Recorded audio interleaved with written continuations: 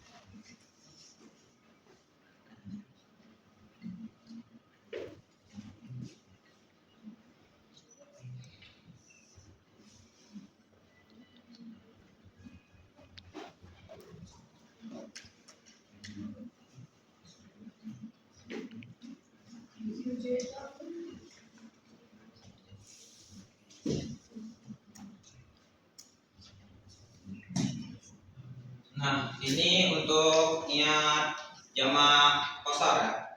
Nah, ada pun ketentuan ketika kita boleh mengqashar atau menjamak sholat itu ketika kita dalam perjalanan sejauh 80 sampai 90 km jauhnya.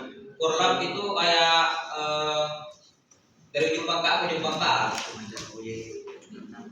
Terus untuk syarat yang kedua itu ketika kita dalam keadaan sakit dan tidak bisa mengerjakan sholat.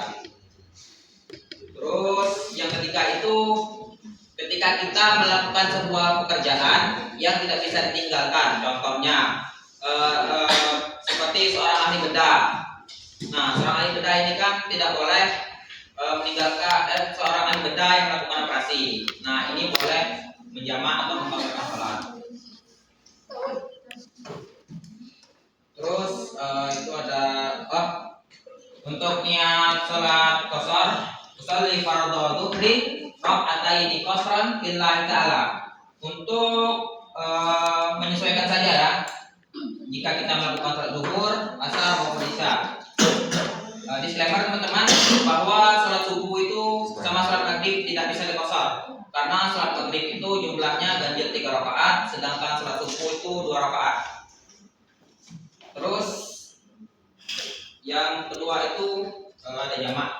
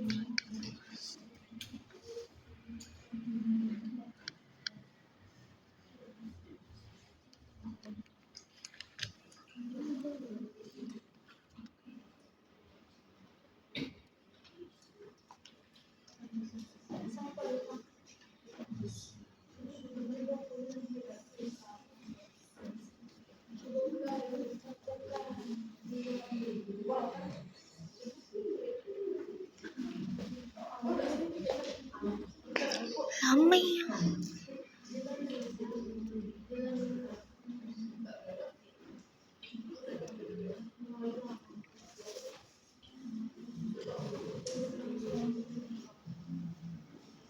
Nah, ini untuk niat sholat jamak yaitu usolli fardhu. Ini untuk sholat jamak takdim ya. Jamak takdim ini kita menjamakkan sholat zuhur ke sholat asar atau sholat yang di waktu pertamanya, yaitu usolli fardhu dhuhri arba'a raka'atin majmu'an ilal asri jam'an takdim.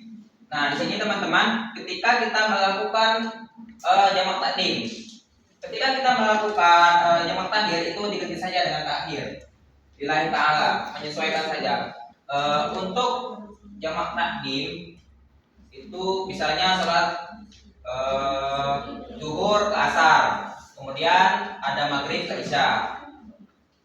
Kemudian untuk jamak takhir itu kita mengerjakannya pada akhir sholat. Seperti contohnya kita mengerjakan sholat asar nih, digabungkan dengan zuhur. Nah, ngerjainnya ini di waktu asar untuk jamak takhir. Sedangkan jamak takdim itu kita mengerjakannya di sholat zuhur digabungkan dengan sholat asar. Nah, digabungkan dengan sholat asar dan dikerjakannya pada waktu zuhur. Begitupun pula dengan sholat maghrib ke isya maupun sholat isya ke maghrib. Itu bisa dijamakkan. Terus yang ketiga itu ada sholat sunnah rawatib. Nah, sholat sunnah rawatib ini merupakan sholat yang biasa kita bisa kita sebut dengan sholat qobliyah ba'diyah. Yaitu dengan niat usolli sunnatin qobliyati subhi raka'atain lillahi ta'ala.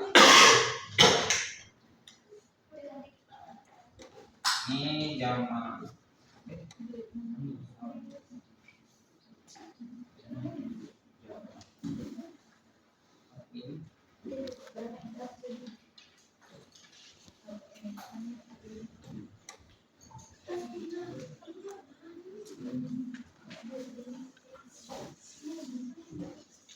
Karena itu ada yang sholat sunnah rawatib.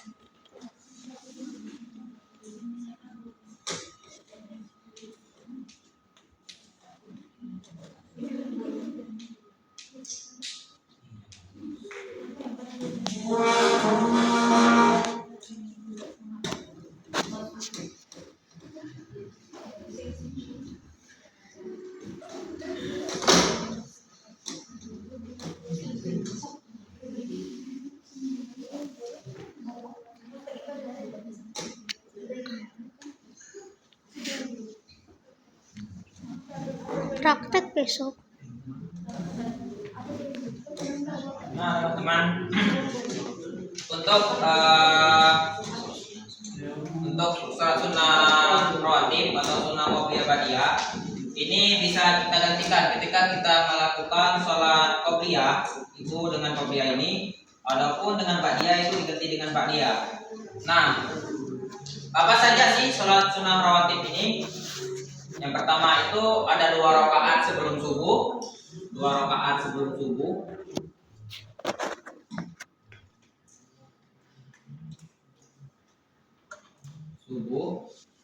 Kemudian ada 2 rakaat sebelum dan sesudah zuhur. Kalau tidak salah itu 4 rakaat sebelum asar. Kemudian ada 2 rakaat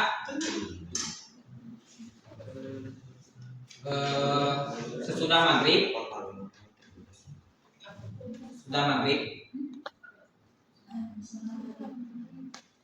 Ini yang muakkadah ya, muakkadah. Kemudian ada 2 rakaat sebelum isya.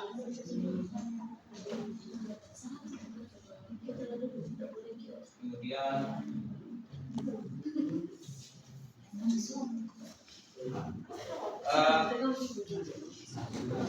mohon cerita sedikit teman-teman. Saya pernah studi tour gitu ke Jakarta, itu ke Masjid Istiqlal. Nah, di sana itu ketika para makmumnya menunggu imam, mereka pernah melakukan sholat qobliyah maghrib. Nah, qobliyah maghrib ini saya kurang tahu hukumnya, apa dia itu makmum atau gimana. Itu qobliyah maghrib. Kurang paham ya. Terus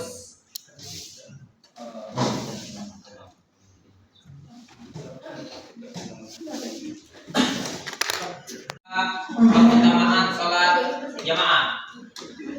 Seperti sabda Nabi, sabda Nabi, sholat jamaah itu derajatnya lebih tinggi 27 derajat daripada kita sholat sendiri. Nah, hal ini menggambarkan betapa indahnya Islam itu. Ia mengajarkan bahwa seluruh manusia itu sama atau setara di hadapan Allah, maupun dia rakyat, pejabat, kaya, miskin, semuanya sama saja. Itu yang berbedanya hanya ketaatan dan iman. Mungkin itu saja presentasi singkat dari saya. Kurang lebihnya mohon maaf, kepada Allah saya mohon ampun. Apabila ada teman-teman yang ingin bertanya di waktu dan tempat, saya silakan. Kenalkan nama saya Kevin ya sebelumnya. Nah, saya langsung bertanya saja. Saya ini bukan orang asli daerah Petaling kan. Saya dari Lubuk. Nah, jarak Lubuk ke Petaling itu sekitar ratusan kilometer.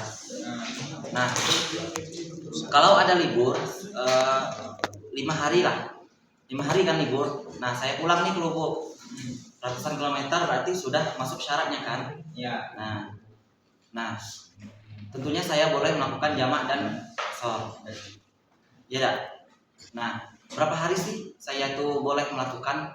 Soalnya saya pernah baca menurut ulama bahwa kalau musafir itu dia tuh 3 hari, selama 3 hari dia musafir tuh boleh melakukan jamak qashar. Nah, kalau sudah hari keempat, saya kan 5 hari nih, hari keempat tuh tidak boleh lagi.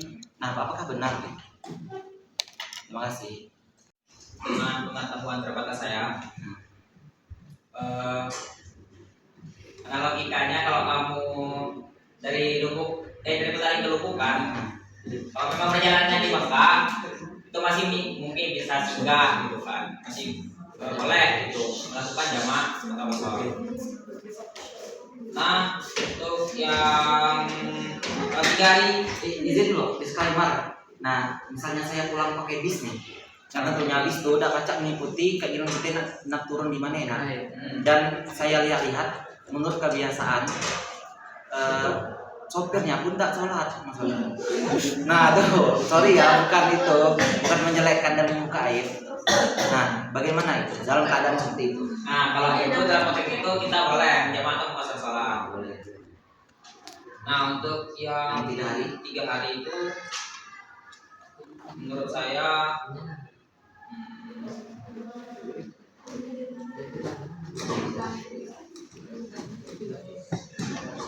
di hari keempatnya apakah boleh lanjutkan qashar ke anu?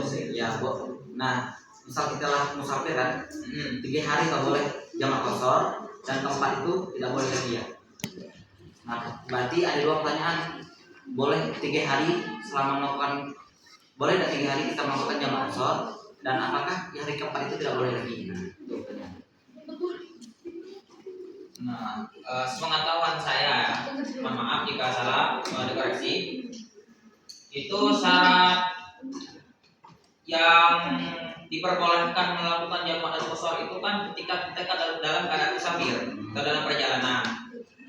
Nah, mungkin ketika kita masih dalam perjalanan itu masih boleh gitu menurut saya. Tapi mohon maaf jika salah. Izin Saudara Ego, saya ingin menanyakan tentang konteks dari sholat sunnah rawatib. Langsung saja, pertanyaan saya ini mengandung bagaimana sih saya menanyakan tentang hukum dan juga hikmah meninggalkan sholat rawatib bagi orang yang bekerja, orang yang sibuk dalam melakukan pekerjaan di dunia. Itu saya menanyakan hukumnya dan juga hikmahnya.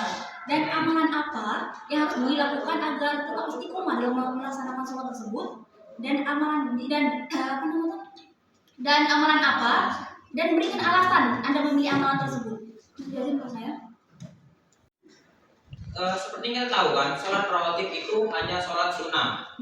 Sunnah ini dalam konteks apabila dikerjakan dapat pahala, apabila ditinggalkan itu tidak apa-apa. Tapi alangkah lebih baiknya, sesibuk-sibuk kita dunia, masa tidak sempat meluangkan sedikit waktu untuk Allah, hanya untuk ibadah. Karena kan konteks orang itu berbeda, gitu kan? Ya, kalau memang dia memang sibuk-sibuk bekerja, it's okay, no problem. Terus Untuk selanjutnya itu amalan. Amalan ini konteksnya gimana? Kan kita kan sholat sunnah. Sholat sunnah itu kan udah amalan. Amalan saya, amalan apa yang benar-benar misalnya meyakinkan bahwa tetap istiqomah dalam menjalankan sholat tersebut. Oh, apa faedah dari sholat sunnah rawatib? Nah, ketika kita melakukan sholat sunnah rawatib itu dijanjikan langsung oleh Allah dibangunkan rumah di dalam surga. Nah, itu menjadi tolak tujuan kita untuk rajin melakukan sholat sunnah rawatib. Bagaimana saudara Felbi? Baik, itu konteks dan terima kasih atas jawaban mengenai tentang sholat rawatib. Saya ingin menanyakan tentang jamaknya, apakah boleh? Silakan. Baik, izin gitu ya. Tadi kan jamak kan adalah jamak ini, sholat jamak kan berdasarkan jalan perjalanan gitu kan. Nah, saya menanyakan, saya melihat ada beberapa kasus tetangga saya nih, tapi berbeda bukan di jalan perjalanannya, tapi konteksnya tentang lansia. Lansia. Saya ingin menanyakan, di tetangga saya itu kan lansia, umurnya hampir 100 tahun gitu. Nah, beliau ini melakukan sholat, dia menjamak segala sholat dari sholat zuhur, asar, maghrib, isya di jamaknya. Itu faktor umur atau faktor apa gitu? Kan saya sudah jelaskan tadi bahwa faktor paling menjamak dan melaksanakan sholat itu adalah sakit yang tidak bisa lagi dianu gitu. Memang benar-benar dalam keadaan darurat. Nah, itu di luar pengetahuan saya kalau tentang menjamak atau mengqashar sholat setiap hari itu. Mungkin karena udah lansia, karena tidak sanggup lagi itu diperbolehkan. Karena sejatinya sholat dalam Islam itu kan sudah jelas bahwa Islam itu sangat indah, yang di dalamnya terdapat rukhsah atau keringanan. Nah, disinilah konteks Islam rukhsah itu bermain. Ketika kita memang tidak mampu atau sudah keadaan seperti itu, kita boleh melakukannya. Tapi untuk masalah boleh atau tidaknya itu di luar konteks pengetahuan saya. Gimana? Ya. Assalamualaikum warahmatullahi wabarakatuh. Warahmatullahi wabarakatuh.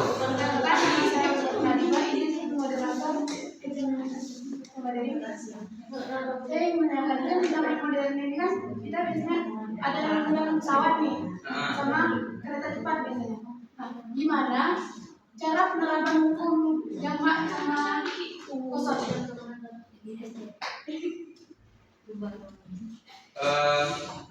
Izin ya, Ustaz saya dulu pernah menjelaskan di pondok ketika kita naik pesawat itu kita lihat dulu itu jaraknya kira-kira sesuai nggak untuk memenuhi kriteria boleh diperbolehkan melakukan sholat jamak dan qashar, yaitu 80 atau 90 km jauhnya. Nah, ketika kereta cepat atau pesawat itu tembus atau mencapai syarat melakukan sholat jamak dan qashar itu boleh dilakukan. Koreksi ya jika saya salah, karena di sini sama-sama belajar. Nah, seperti itu. Kita suatu saat nanti jikalau jadi kan menikah nih. Kalau untuk laki-laki sama mempelai perempuan kan. Nah, pertanyaan saya yang perempuan ini dia itu kan kalau nikah kan bekecak nih, ada muanya. Tentunya bayarnya tidak murah kan. Nah, misalnya acaranya dari jam 8 tembus ke sudah asar. Nah, kalau dia tuh ngambil wudhu untuk sholat zuhur kan takut riasannya itu luntur. Nah, tidak kawa misalnya bayar muanya udah 1 juta luntur, nah masa dipakai lagi. Nah, kan rugi kan.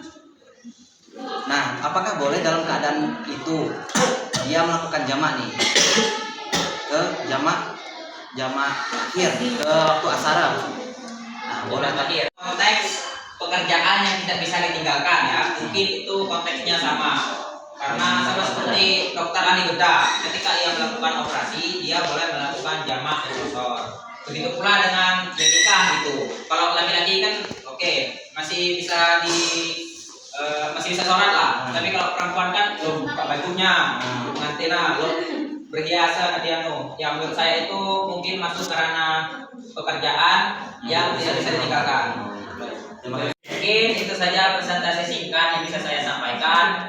Jika ada salah kata atau kurang dari saya mohon maaf. Kepada Allah saya mohon ampun. Bila taufiq wal hidayah. Wassalamualaikum warahmatullahi wabarakatuh. Waalaikumsalam warahmatullahi wabarakatuh. Alhamdulillah, alhamdulillah, wassalamu ala asyrofil anbiya'i wal mursalin wa ala alihi wa sahbihi ajma'in, amma ba'du. Alhamdulillah, hari ini kita masih diberi kesehatan untuk berkumpul di kelas ini yang penuh barokah. Semoga teman-teman selalu dalam keadaan sehat walafiat. Baik, langsung saja perkenalkan, saya Marsha dari kelompok 4. Saya akan mempresentasikan yang tentang teori dan tata cara sholat.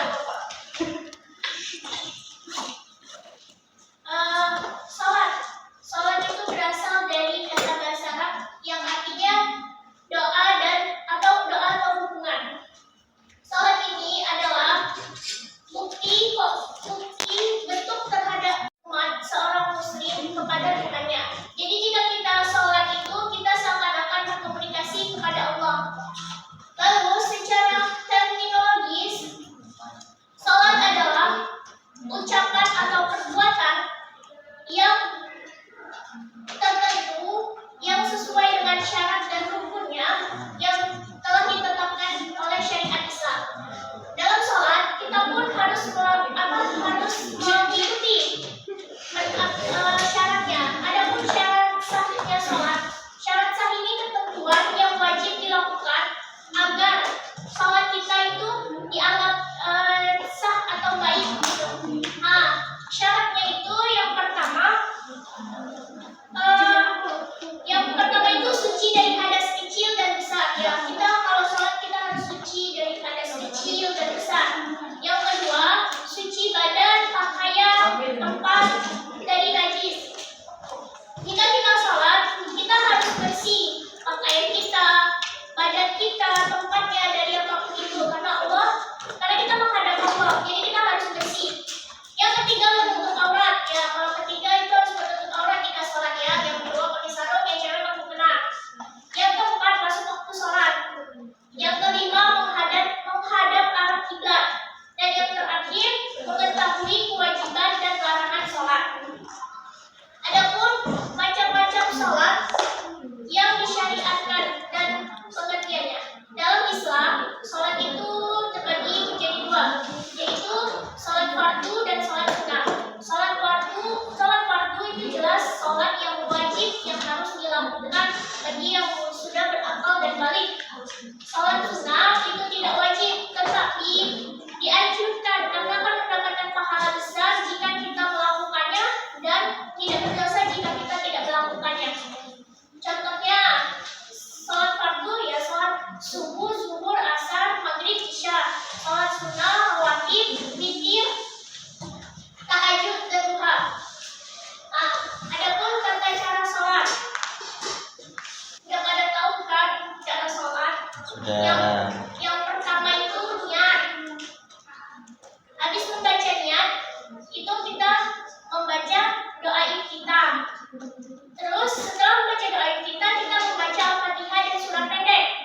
Lalu habis itu kita ruku, i'tidal, setelah itu sujud. Setelah itu duduk di antara dua sujud, tasyahud awal dan akhir, lalu salam. Di dalam sholat ini terdapat sunnah dan makruh.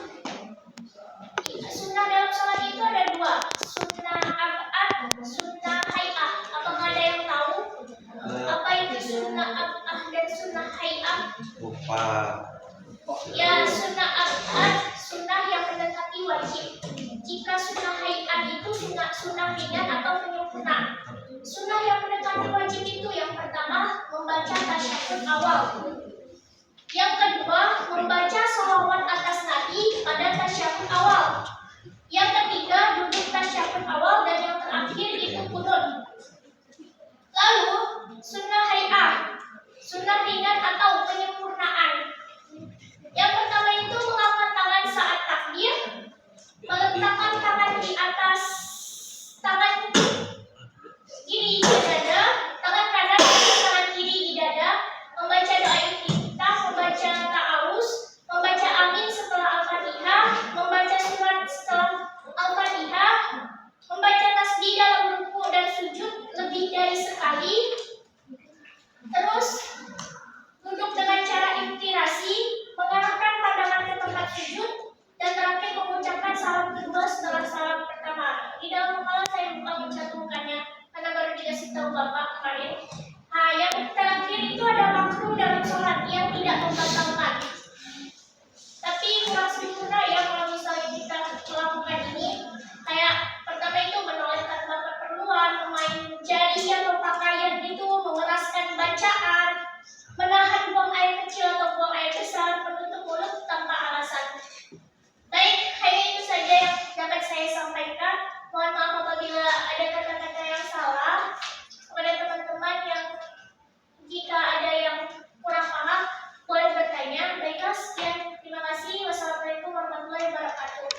Waalaikumsalam warahmatullahi wabarakatuh. Ingin bertanya. Iya.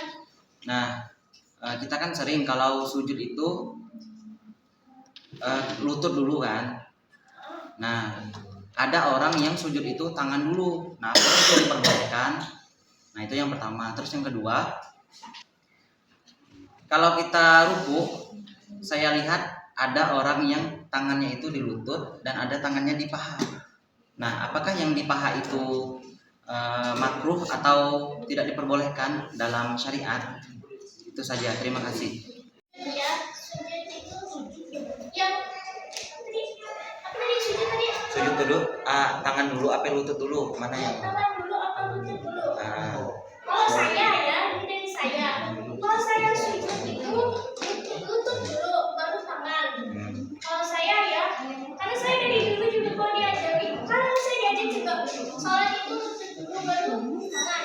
Karena kan mungkin langsung kayak gini kan nggak mungkin. Jadi kayak kesannya kayak main-main gitu. Jadi kan otomatis kan harusnya lutut dulu yang nempel di sejadah baru tangan. Itu menurut saya.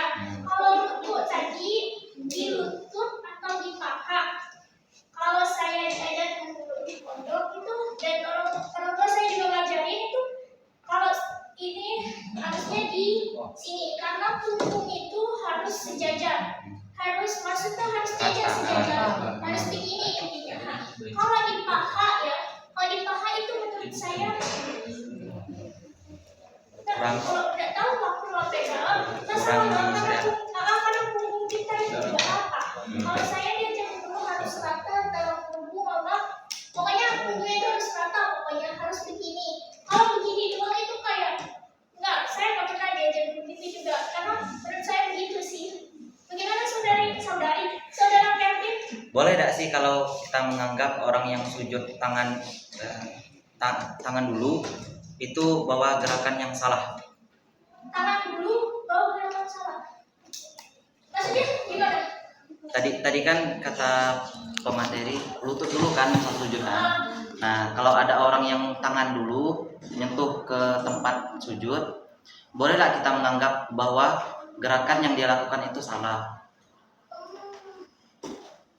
Itu sih tergantung dia kalau misalnya emang dia udah terbiasa langsung kencengnya itu berarti dia dari awal diajarin emang udah begitu, mungkin dia udah terbiasa. Jadi kalau menurut saya dia lah tergantung dia lah karena dia udah diajarin begitu. Kalau saya jelas Lutut dulu. karena nggak mungkin langsung turun begitu aja kayak gitu menurut saya.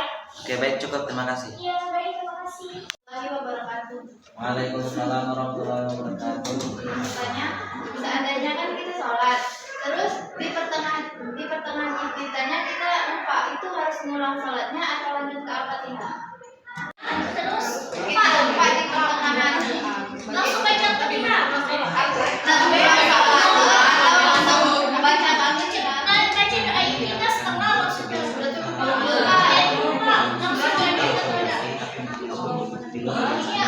Baik, saya mau menjawab pertanyaan Putri Basma. Membaca doa kita ini kan tadi yang saya jelaskan menyempurna. Kalau misalnya contohnya ya, kalau misalnya Anda lupa sholat apa baca doa kita, terus di pertengahan Anda lupa di pertengahan itu membaca doa yang benar, Anda bisa langsung membaca surat Al-Fatihah karena doa kita itu menyempurna. Dan kalau Anda misalnya menurut saya nggak apa-apa langsung aja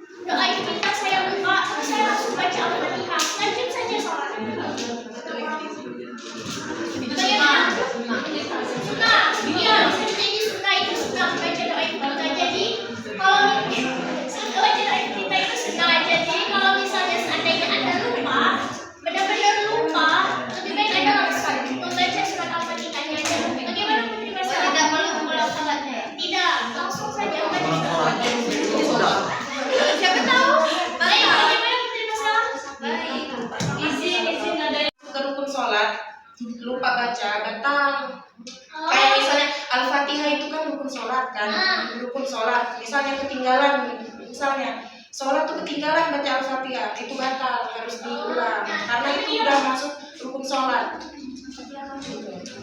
Saya pertanyaannya, saya tuh pernah baca buku ya, yang bacaan iftitahnya tuh dengan kalimat yang Allahumma ba'id baini baina khotoyaya ila akhirih. Nah, tuh bagaimana tuh tanggapan tuh? Biasa kan ada orang yang pakai Allahu Akbar kabiru alhamdulillah katsira tuh. Nah, kalau yang saya baca nih tentang Allahumma ba'id baini baina khotoyaya tuh ila akhirih. Nah, jadi tuh yang ahsannya tuh yang mana? Pakai yang mana? Maksudnya yang lebih baiknya tuh. Nah, yang afdol ya. Nah, afdol ahsan yang lebih baik lah itu pakai yang mana? Nah, sekian, terima kasih. Kalau kan kita kan mau sholat zuhur nih. Tadi kita terduduk, terus lupa udah berapa rakaat, misalkan 3. Kita lupa perasaan, kan kita baru menjalani 3. Jadi pikiran kita tuh udah 4. Itu kakak sedih dilanjut atau berhenti? Baik, kalau misalnya kita sholat terus kita lupa udah berapa rakaat ya? Kayak kita ya? Ya. Udah lupa berapa rakaat? Kalau menurut saya tuh, kalau misalnya Anda di tengah-tengah lupa rakaatnya atau Anda ragu berapa rakaatnya, Anda apa sholat apa namanya tuh? Sujud sahwi. Sawi. Sujud Anda misalnya kan atau Anda ragu atau Anda lupa berapa rakaat, Anda lanjutkan sholatnya setelah salam Anda sujud sahwi. Sujud sahwi. Nah, kalau misalnya Anda benar-benar itu kan sujud sahwi kita. Karena kita lupa berapa rakaatnya, jadi habis salam itu Anda langsung habis salam itu Anda langsung saja sujud sahwi. Dari situ udah. Itu aja sih yang saya tahunya. Jika ada teman-teman yang ingin menanggapi silakan. Apakah kita kan lupa rakaatnya tuh rakaat keberapa? Mending ngambil apa nama? Yang sedikit. Kita yang ambil lebih sedikit berarti. Tidak. Jadi kayak mana dong? Kita ambil lebih sedikit maksudnya kayak mana dong? Wah, ini kayak di kan tadi itu ngerasa itu kasih kurang. Oh, misal dia ngerasa perasaan ini udah 3 rakaat, tapi apa 4 loh? Nah, dia kan bingung tuh kan. Nah, lebih baik ngambil yang 3. Karena kalau jumhur ulama berkata kalau rakaat kita tuh kurang, maka maksud adalah pahala atau lebih sedikit. Nah, kalau lebih kan tidak apa-apa karena dia sujud sahwi di akhirat. Baik, terima kasih. Silakan presenter yang bertanya. Tadi kita mana ya antara dua itu mana yang afdal? Kan tadi sudah saya jelaskan kita itu sunnah. Kalau sholat ini kan artinya tadi kan doa. Berarti dalam bacaan sholat itu kan banyak maksudnya. Bacaan sholat yang kayak mengandung doa-doa gitu kan. Jadi kayak mana ya? Jadi iftitah tuh sunnah. Jadi manapun antara dua itu yang kalian pakai itu sama aja. Enggak maksudnya sunnah. Mau yang satu yang tadi Allahu Akbar atau yang satu itu boleh-boleh aja. Karena kan iftitah itu sunnah. Jadi menurut saya mau Anda pakai Allahu Akbar, mau Anda pakai apa satunya lagi tuh? Baik, wajihi. Baik tadi boleh-boleh aja. Itu boleh-boleh aja. Jadi menurut saya nggak apa-apa. Ya, bagaimana saudara sahabat? Dan izin bertanya kepada saudari, jadi yang sering kita orang-orang pesantren tuh melakukan ibadah lebih kayak sholat sunnah misalkan itu. Nah, jadi pertanyaannya,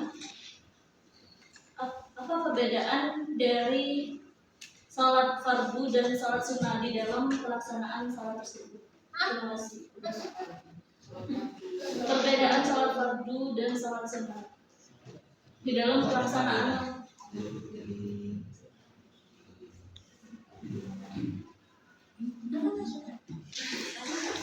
Perbedaan sholat fardu ke sholat sunnah.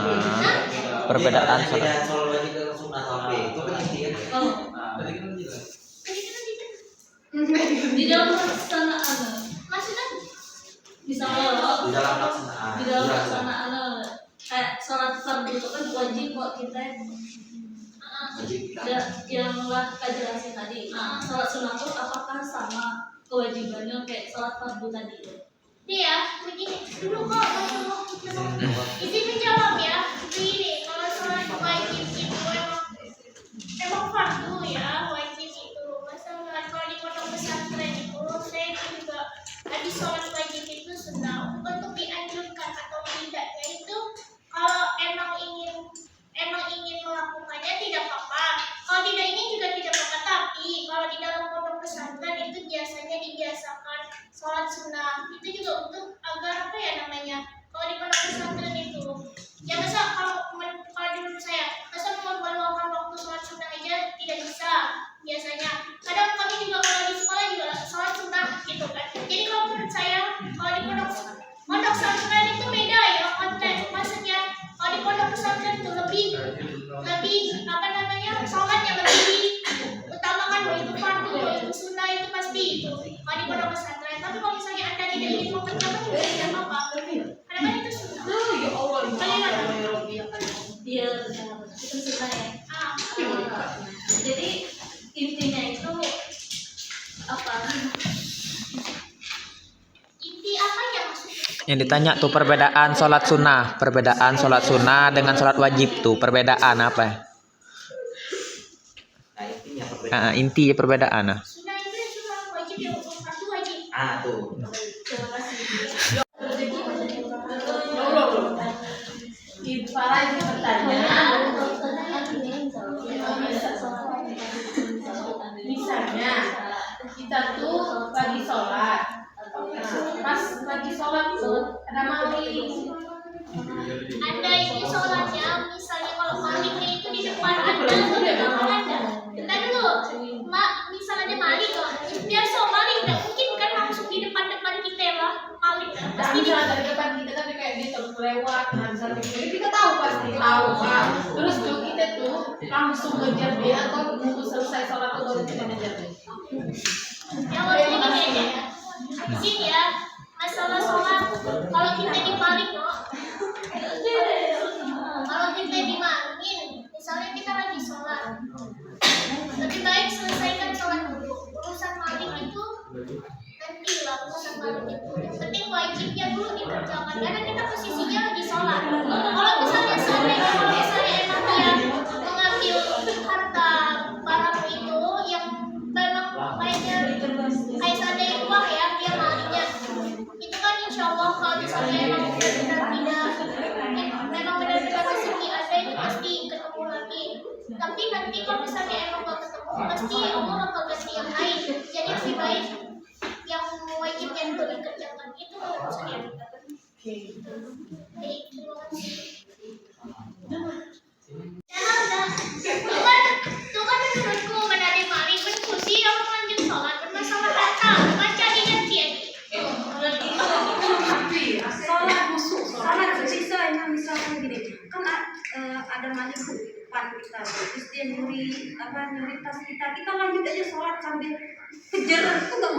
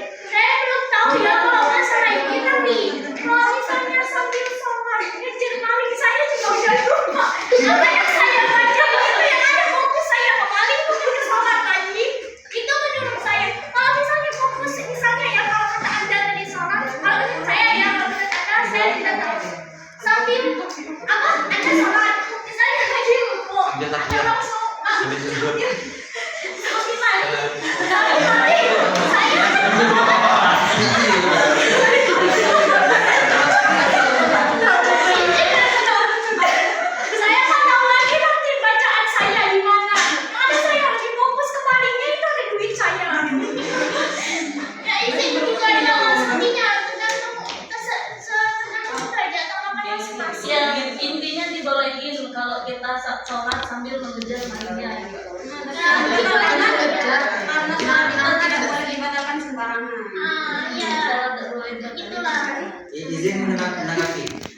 Nah, jadi kalau situasi seperti ini tuh kalau kata kami dulu ada yang namanya situasi dalam sholat itu dalam keadaan tertentu. Nah, pernah juga dulu pada zaman sahabat ada orang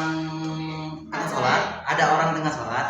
Nah, ada yang mengucap salam nih, assalamualaikum. Nah, kita nggak apa-apa jawab waalaikumsalam. Nah, bahkan pernah nggak dengar itu? Nah, pernah begitu. Nah, kalau dalam situasi ini adalah keadaan mendesak nih. Nah, masa kita orang maling barang kita biarin aja. Nah, kalau sholat kita ingat dulu, misal kita kan sholat tengah ruku nih, ada orang maling, kita nggak ngejarnya sambil ruku, sambil sholat tadi kata Munah kan, kita ingat sampai ruku nih. Nah, kita boleh ngejar malingnya tersebut. Nanti kalau sudah selesai urusan sama malingnya, nah lanjut sholat lagi. Nah, itu guru kami dulu ngajarnya kayak gitu, lanjut lagi sholatnya gitu sih. dijeda. Dijeda, maksud di pause. Baik, apakah masih ada yang ingin bertanya? Untuk mengasah dulu. Tanyalah.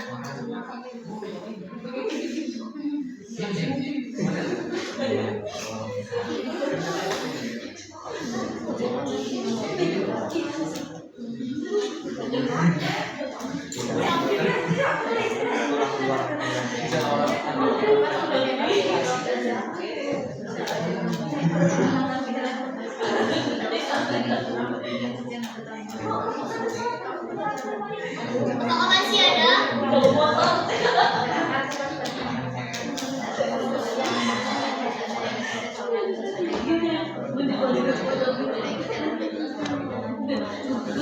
Ini pertanyaan terakhir ya, di sini presentasi kedua.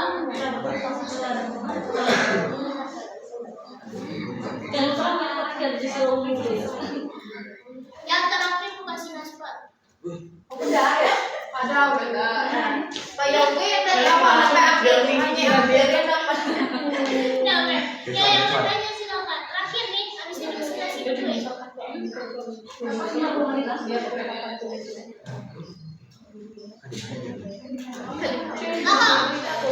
Iya kakak. Tanya. Baiklah. Ini saja yang dapat saya sampaikan. Apabila ada salah kata, sekian. Wassalamualaikum warahmatullahi wabarakatuh.